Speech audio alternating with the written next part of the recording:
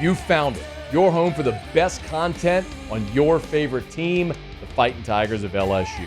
Do us a favor, subscribe to the channel, leave your comments below, and be sure to smash that like button.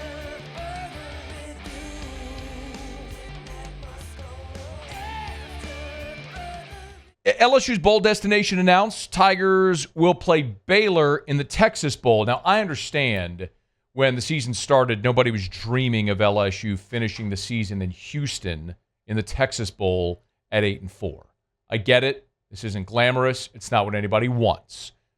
It's also the reality of what is. So, last Monday, we got word this was going to be LSU's destination, barring something really unforeseen. They'd end up in the Texas Bowl against either TCU or Baylor. And as it came up, it's Baylor. So, I think considering what was available to LSU, this is the best case scenario. The Florida Bulls don't want LSU because LSU doesn't travel.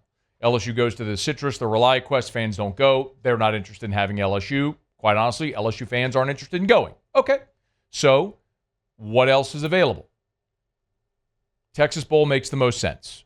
Location is one of them, primarily. Houston is the largest LSU alumni base outside of Louisiana. So there's a large contingent of LSU fans already in Houston, so that makes a lot of sense. On top of that, it's easy travel, as you know. It's 4 hours from Baton Rouge to the Texas Bowl, or to Houston, closer even in southwest Louisiana, and then Baylor is about a 2.5-hour drive for fans in Waco. So you should have a really good turnout for this bowl game with LSU and Baylor. The date and time makes sense as well. It's New Year's Eve at 2:30. I know you might look at New Year's Eve and go, that's a bummer, but it's 2:30 in the afternoon. So a lot of people don't work on New Year's Eve as it is. So watch the LSU game, and then when the game's over, start getting ready and go about your New Year's Eve plans, whatever they may be. So hopefully you finish the year with a win. We'll see how that goes. But there's two other things that I think are even more, that make it more appealing in a macro scale. One is recruiting. And make no mistake, LSU loves playing in Houston because of recruiting. That is a recruiting hotbed. Last year, LSU signed 3 players out of Houston. Cohen Eccles, Jelani Watkins, Xavier Atkins. They just signed Charles Ross, a linebacker out of Houston. You look historically, Russell Shepard from Houston. Harold Perkins, Caleb Chasson, Grant Delpit, Daniil Hunter. I mean, I can go on and on and on. Houston is a recruiting hotbed. LSU has planted its flag in Houston. It always wants to recruit Houston, wants to play in Houston as much as it can. That's why LSU opened the 2014 season against Wisconsin in Houston. LSU was set to open the 2017 season against BYU in Houston. That game got moved to New Orleans because of Hurricane Harvey. LSU is set to open the 2027 season against the University of Houston at NRG Stadium in Houston. They've twice prior played in the Texas Bowl in Houston. This will be the third time. We all know it. LSU wants to play games in Houston. They want to have a presence in Houston. So this is lagniappe in that sense. And then there's the opponent. You're going to face a familiar face in Dave Aranda. You're going to face a familiar face. You're going to see a familiar face in Dave Aranda. And listen, every time anyone who had anything to do with the 2019 championship team comes up, there's going to be fond memories. People here will revere Joe Brady, Ed Ogeron, obviously all the players that we've talked about. We still get to see those guys, most of them, every Sunday doing great things. I mean, Justin Jefferson had another great day Sunday in the NFL against the Falcons. I mean, Joe Burrow is, if his team didn't stink, he'd probably be the front runner for the MVP right now. I don't need to run through it all. You understand. There's such great warm feelings about the 2019 team. So every time there's an association, you're going to think fondly of it. Dave Aranda was a huge part of that as the defensive coordinator. And interestingly enough, Aranda left LSU after that 2019 season to go to Baylor.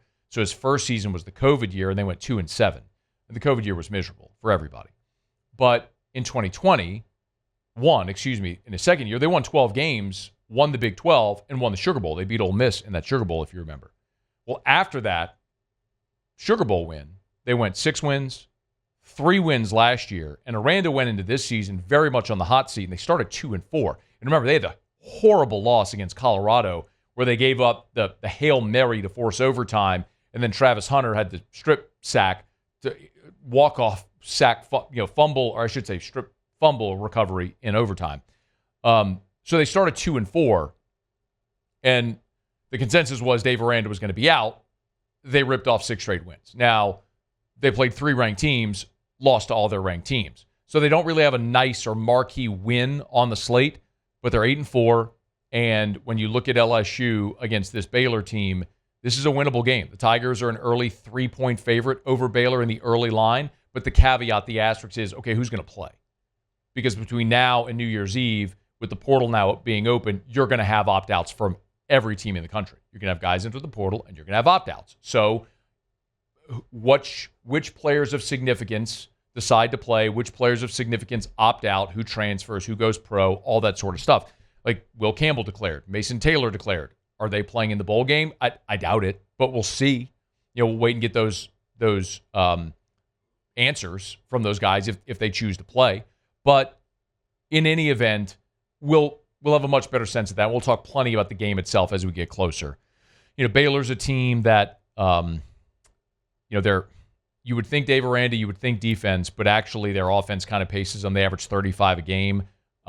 For context about defense, LSU defensively is 57th in the country in scoring defense at 23.8 points per game. So LSU's 57th nationally in scoring defense. Baylor is 70th. LSU's scoring defense this year is better than Dave Aranda's scoring defense at Baylor. So just some perspective on the two teams. Again, we'll talk much more about the two teams, about the game itself as we get closer to New Year's Eve with LSU and Baylor in the Texas Bowl. But again, considering what was available to LSU, you were not going to be in the playoff, obviously, in any of the Access Bowls. And that meant the Citrus Bowl had the first choice after the Access Bowls. You weren't going there. They picked South Carolina. Great choice. So then the next sort of group of 6 games, the SEC, the TV partners, the bowl partners, the member institutions, all sort of collectively work together to see how can we put together the most attractive matchups for the fans, for travel, for attendance, for TV, for everything. And LSU in Houston in the Texas Bowl against Baylor is about as good of a draw as you could have hoped for. Again, all things considered. Yes, you'd love to be in the playoff. That's not your reality. You're 8-4. So an opportunity to go play in Texas on New Year's Eve during the day when people might actually be watching against a familiar face and a new opponent in Baylor. All things considered, pretty good draw for LSU in the Texas Bowl. Hey, thanks so much for watching. Please leave your comments. I love to interact, and be sure to hit the red subscribe button below.